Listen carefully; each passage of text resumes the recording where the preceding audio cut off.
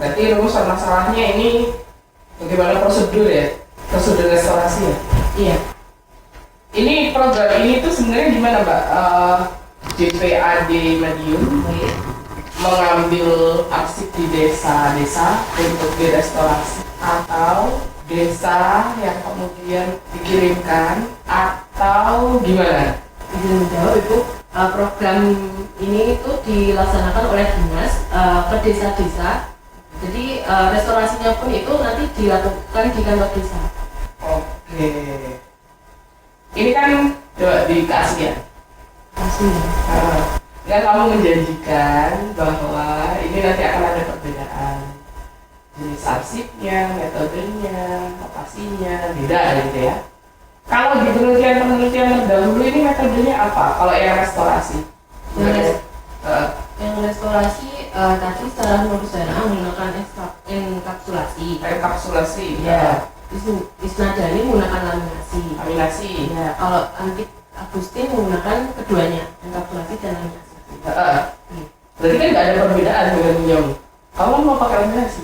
Di instansi itu kan menggunakan laminasi ya. Terus apa yang berbeda? Saya mikirnya kan dari faktor lainnya yaitu tempat juga arsipnya begitu. Berarti tidak bisa kamu sebutkan bahwa metode restorasinya beda kan? Di situnya. Jadi kayak kalau di tulisanmu Suni ya, perbedaan penelitian sebelumnya dengan proyek akhir ini diantaranya yaitu lokasi, jenis arsip, bentuk perlindungan, dan metode restorasi. Berarti kan semuanya harus beda kan? Kamu akan menjanjikan bahwa nanti metodenya akan beda nih gitu. Dan ternyata sama. Berarti kan tidak ada perbedaan secara metode ya. Kemudian bentuk perlindungan, kamu mau ulas nggak ini bentuk perlindungan? Enggak, jadi restorasinya. Jadi apa yang kamu anggap asli dari penelitian yang kamu anggap beda dengan yang lain itu apanya? Dari, ya saya berpikirnya dari keseluruhannya itu. Jadi kan restorasi kualitasnya juga restorasi ya memang ada restorasi arsip, cuma itu terhadap kan yang lainnya ada arsip kertas, arsip tekstual, terus yang di atas yang sebelumnya tadi arsip vital. Cuma ini khusus untuk buku lettersi itu yang pertama. Medianya apa? Medianya kertas. Jadi sama nggak sama yang kertas-kertas? Sama. Ini cara mengambil kesimpulan ya Mbak. Jadi metode restorasi A ini, metode restorasi B ini. Nah, berarti cara menarik kesimpulannya beda nggak gitu. Kalau kamu nulisnya perbedaan, berarti harusnya antara A dan B itu metode restorasinya juga harus beda. Sama juga dengan jenis ya, jenis atau media. Jenis atau media ini bukannya ini adalah arsip letter C, ini adalah arsip warkah, ini arsip sertifikat misalnya. Tapi itu medianya apa? Kalau medianya kertas, ya kemungkinan metode restorasinya akan sama. Jadi yang membedakan adalah kalau itu medianya beda, maka itu nanti akan metodenya beda. Bukan apa itu nama arsipnya. Gitu. Kalau makanya selain lokasi, berarti apa yang berbeda? Oke, nggak ada. Cuma perbedaan lokasi aja. Oke, ini kalau perbedaan lokasi aja cukup ini ya Mbak, sangat kurang. Harus beda fokusnya. Kalau sudut pandang apanya gitu. Ini sangat kurang kalau hanya lokasi. Kalau referensi terkait misalnya prosedur, buku-buku preservasi, ada berapa yang dibaca? Buku kalau yang tentang preservasi ada 6. Oke, silakan disebutkan apa sih dia bukunya, coba sampai tahu. Pertama ada buku dari Carmen Crespo dan Zantinas tadi 1985, The Preservation of Paper Records and Books, a Rem Study with Wilderness.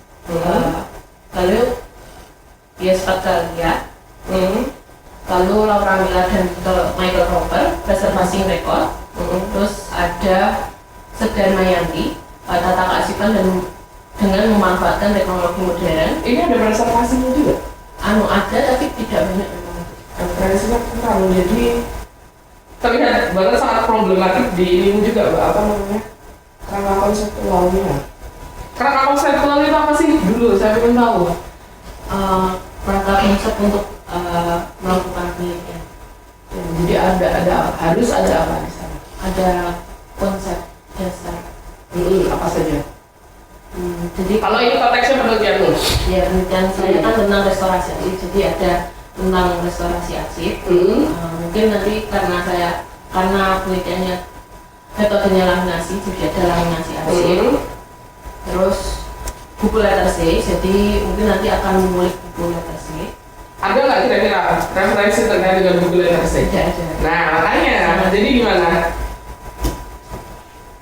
Dibuat menjadi arsitektural. Oke, dibuat menjadi arsitektural. Apalagi? Lalu penyebab kerusakan dari arsip itu sendiri. Oke, penyebab kerusakan. Sekarang ini dari jawabanmu sendiri ya. Coba saya ditunjukkan halaman di mana kamu menjelaskan restorasi arsip yang dari referensi. Yang dari restorasi. Karena ini konseptual ya, kerangka konseptual kan. Itu kan harus based on literatur atau referensi. Mana restorasi arsip yang kamu ambil dari referensi? Pada kerangka konsep itu memang belum saya Nah, terus kamu mau taruh di mana? Rencananya mau ditaruh di mana? saya sebenarnya berpikir gini, mau saya masukkan, cuma nanti di pembahasan tuh saya masukkan gitu. Jadi nggak usah dimasukkan aja. Iya, ampun. Nah, restorasi arsip nggak ada. Penyebab kerusakan, tapi penyebab kerusakan dimasukkan. Iya. Padahal di pembahasan akan ditulis nggak? Akan dituliskan nanti dari kantor desa itu. Jadi saya ada wawancara. Ini kan menunjukkan ketidakkonsistenan kan, Mbak. Kenapa kamu tidak memasukkan ada restorasi arsip? Kan nanti ada di pembahasan, Bu. Oke, sekarang kan juga kerusakan ada di kerangka konseptual. Tapi apakah nanti nggak dibahas? Dibahas juga. Oke, laminasi. Ada nggak di kerangka konseptual? Ya. Nggak ada. Cuma ada dari Madianto itu. Kamu tidak melihat ada problem besar di dalam kerangka konseptual? Kurang lengkap. Bukan kurang lengkap, bahkan apa yang kamu tulis aja nggak ada di kerangka konseptual ya, Mbak ya. Apa ini kan orangnya kan menulis restorasi, kan nggak ada di kerangka konseptual ya kan. Kemudian metodenya apa restorasinya? Laminasi juga nggak ada. Prosedurnya seperti apa juga nggak ada. Kemudian saya pengennya ada buku letter C gitu ya. Buku letter C ada nggak gitu? Referensi terkait dengan itu ada nggak gitu? Kalau nggak ada berarti harus diambil media yang oke. Saya minta dirubah total untuk kerangka konseptualnya. Jadi kerangka konseptual itu isinya adalah literatur yang akan mendukung kamu untuk pembahasan. Jadi supaya kamu itu tidak tersesat. Jadi gini, oh ya, ini saya mau bahas restorasi arsip nih. Supaya saya bisa membahas restorasi arsip, maka saya harus paham dulu restorasi arsip ini apa, metodenya seperti apa saja, prosedurnya apa saja. Terus ini bisa berdasarkan media arsipnya nggak sih? Kalau saya mau yang arsip kertas, itu metode restorasinya seperti apa? Nah itu kan kamu harus cari dulu di referensi. Kalau nggak gitu, gimana kamu bisa tahu kalau kamu turun lapangan kamu nggak kesasar gitu? Jangan-jangan ketika kamu turun lapangan yang kamu cari malah bukan restorasi kalau kamu nggak pegang referensinya ya. Itu malah bisa aja kamu nanti kesasar, yang kamu ambil datanya malah reservasi preventif atau apa gitu kan. Makanya itu harus dipegang dulu. Oke, ketika di kerangka konseptual mungkin saya ingin nyari prosedur. Saya pengen cari prosedur restorasi arsip. Kalau saya ingin cari jawaban terkait dengan ini, maka saya harus cari referensi dulu terkait dengan apa yang ingin saya cari. Kemudian kalau, loh kan Bu, tapi nanti akan dibahas di pembahasan. Iya, akan dibahas. Nah, kamu kan nanti temukan data yang akan kamu keluarkan ketika pembahasan. Nah, referensi yang sudah ada di kerangka konseptual itu kamu nanti bisa bahas. Oh, kalau dari misalnya referensinya siapa gitu ya, prosedurnya itu melalui proses ini. Tapi ketika kamu sudah ke lapangan, datanya gitu ya, oh prosedurnya itu ada yang dirubah, misalnya komposisi si metil solusannya dirubah gitu. Nah, karena kamu tahu sudah baca referensi, kamu bisa nanya lebih lanjut ke orangnya, kenapa kok dirubah? Apakah karena mungkin ketebalan kertasnya beda, makanya kemudian nanti akan berbeda. Kemudian apakah karena kerusakannya ini terlalu parah gitu. Jadi makanya kalau pakai metode misalnya komposisi yang terlalu lengket, yang terlalu tebal, itu takut arsinya rusak atau apa. Nah makanya harus dicari dulu referensinya. Bukan tiba-tiba ujuk-ujuk, oh nanti akan saya semuanya ada di pembahasan, enggak. Itu adalah step, Mbak. Jadi makanya di awal, oh iya saya punya permasalahan, ada di latar belakang masalah, kamu dikasih bab 2 untuk mencari referensi supaya kamu itu ketika ke lapangan punya pegangan. Oh iya, saya sudah punya pegangan nih, ini nanti yang akan saya jadikan, saya itu punya ilmu, sudah punya ilmu lah, cukup ilmu untuk mencari data di lapangan. Nah setelah itu baru nanti dibahas, oh datanya seperti ini, ada perubahan-perubahan seperti ini, analisisnya seperti apa. Jadi kayak gitu. Nah, untuk yang kamu bahas di sini itu tuh malah kemungkinan lebih banyaknya ini akan keluar di hasil. Kayak buku letter C ini masih digunakan untuk administrasi desa, itu nanti akan ada di hasil. Karena kan kamu mau tahu itu mengapa dan lain sebagainya gitu kan. Nah, cari sesuatu yang secara referensi kamu jadikan pegangan untuk mendapatkan data di lapangan.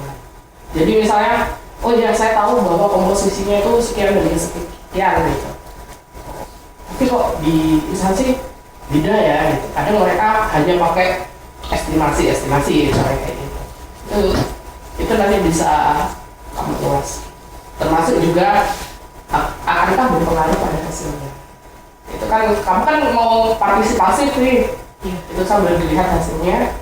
Dengan mereka tidak menggunakan komposisi yang misalnya ditimbang dengan kira-kira ini apa hasilnya gitu. Mungkin kalau di awal agak kurang ya, bisa ditelusur lagi mungkin di hasil laminasi sebelumnya gitu. Itu lebih tahan atau enggak. Jadi itu prosedur riset. Jadi kerangka konseptualmu ini saya minta dirubah ya. Sama seperti apa yang kamu sebutkan, cari terkait dengan restorasi arsip, penyebab kerusakan, laminasi, prosedurnya, kemudian gimana prosedur untuk laminasi arsip tekstual, itu dicari semuanya ya. Karena itu nanti yang akan membantu kamu di dalam mencari data. Kemudian kalau kamu bikin spesifik ya kayak gini, kayak apa nih? Penyimpanan dan perawatan buku letter C kurang memadai, itu susah banget. Makanya harus ditarik media apa yang mau kamu cari. Kerusakan pada buku letter C. Kalau kamu judulmu seperti itu di kerangka konseptual, kamu mau nyari buku kayak apapun bakal susah banget. Makanya cari yang umum, kerusakan pada arsip kertas misalnya. Kemudian ya ini yang kamu jelaskan di kerangka konseptual ini kemungkinan akan banyak masuk di hasil ya. Jadi cari yang benar-benar kerangka konseptual. Kalau di penelitianmu berarti nanti unit analisisnya apa? Unit analisisnya kan terbagi ada individu. Individu nanti ada arsiparis dan juga sekretaris desa. Terus ada bendanya letter C atau arsip kertas nanti. Terus dari latarnya itu, latar tempatnya di Dinas Perpustakaan dan Kearsipan Kabupaten Madiun dan juga di kantor desanya. untuk waktunya di hari kerja. Arsiparis, berarti yang informalnya arsiparis Dan sekretaris desa. sekretaris desa untuk menjawab masalah yang mana? Kak, kondisi di kalau saya kan di situ ada menyatakan mengapa dinas kerusakan. Nah, nanti kan ada ditemukan kerusakan itu tadi. Nah, nanti kok saya bertanya ke sekretaris saya itu tentang kondisinya di sana, penyimpanannya, terus penanganannya seperti apa gitu. Kondisi di lapangan. Oke. Ini untuk menjawab ini, mengapa Dinas Perpustakaan dan Kearsipan Kabupaten Madiun menyelenggarakan program restorasi buku letter C? Yang akan kamu tanya adalah arsiparis. Arsiparis. Oke. Arsiparis iya, karena saya melihat desa-desa itu buku letter C-nya banyak yang rusak gitu ya. Nah, kalau kamu mau follow up data yang kamu dapat sebelumnya, itu namanya triangulasi. Jadi informan kuncinya tetap arsiparis, tapi nanti untuk triangulasi datanya baru kamu follow up ke usernya atau ke sekretaris desa gitu kan. Oke, berarti informannya tetap arsiparis, nggak bisa disebutkan bahwa informannya adalah sekretaris desa. Nah, nanti kalau mau jelaskan bahwa sekretaris desa itu akan digali data lebih lanjutnya untuk proses triangulasi data gitu. Kemudian bagaimana benda itu bisa jadi unit analisis? Benda menjadi unit analisis. Karena bendanya itu nanti kan dia mengalami kerusakan, terus bisa dilihat kerusakannya itu dari sebabnya apa. Oke. Sekarang kamu saya kasih nih, arsip, bolong, robek, apa. Dari arsip yang kayak gitu kamu bisa tahu itu kerusakannya karena apa? Tetap butuh. Dari udah bingung, yang benda ini jangan dimasukkan sebagai unit analisis karena untuk informan kuncimu kan tetap arsiparis kan Mbak? Iya. Itu ya Mbak, saya rasa memang cukup. Kemudian wawancara Mbak. Wawancara itu kalau pakai kualitatif, pakainya wawancara mendalam ya Mbak? Bukan cuma sekedar wawancara ya? Iya. Bukan perlengkapan berita ya wawancaranya? Iya. Jadi wawancaranya itu namanya wawancara mendalam. Nanti kamu cari di buku metode penelitian. Nah ini yang kamu kutip aja Sugiono, mendapatkan informasi yang lebih mendalam. Nah itu nanti namanya wawancara mendalam. Jadi cari yang terkait dengan itu, dan wawancaranya itu benar-benar nanti harus serius. Jadi harus menemukan sesuatu yang lebih baru. Itu makanya memang harus kuat di referensi, harus kuat di cara menganalisis,